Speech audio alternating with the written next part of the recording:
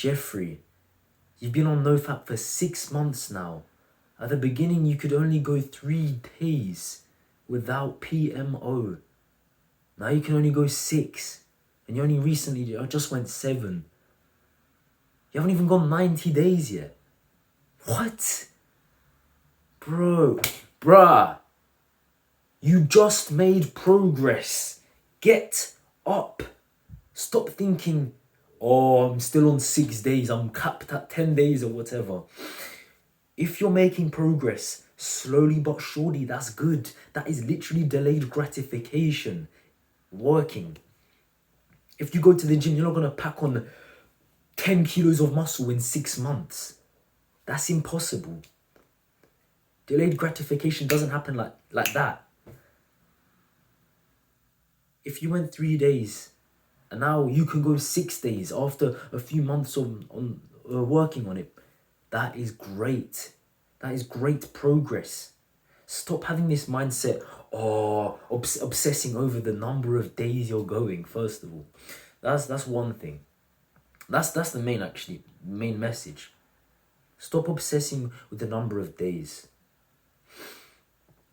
Because if you start obsessing, that will happen to you. You will think, oh, I can't even go plus 10 days without it. And then you're going to ruin your mental health. You're going to feel so disappointed in yourself. And you're just going to mess up your personal image and your self-worth. The how you view your self-worth. That's not great for your mental health. You can't really do anything with bad mental health. It's so difficult to go exercise with bad mental health. It's difficult to keep good relationships with bad mental health. So stay positive. If you make progress, embrace that progress you made, even if it's just 1 day. Just 1 day. I made this mistake when I was starting out on NoFap 1-2 years ago. I went 3 days and I worked my way up to 30 days. Then I relapsed after 30 days and I was miserable. I thought, oh, it's the end. And then I went on this fapping streak for I couldn't go past 3 days for a few weeks or something. But that's the wrong mindset. I should have been happy I went for 30 days. You should acknowledge the progress you've made. So now, the right mindset you should have isn't to count the days, because you'll get stuck in that cycle of misery after failing. Failure in life happens to everyone, so you have to accept, adapt, and overcome. Accept, adapt, and overcome. That's the only way you're going to get past that failure, learn from those failures, and grow from those failures. So a really good way to grow is to not count the days, but make the days count. Stop obsessing over the days. Don't get miserable if you fail. Of course, be a bit sad. But get up after a few minutes, hit some push-ups, and embrace the fact that you're still alive. Every day you've got an opportunity to work towards your goals. Don't sit in your room staring at the wall thinking, 2 hours just passed, get in. And then 1 second later you're depressed because you just thought of another, of porn or a fantasy or whatever. Get out, enjoy life. Let the time pass. That is exactly how I got my longest, that's my longest streak on NoFap. When I was using that, when I was in the NoFap server on Discord, I went about 150, 180 days.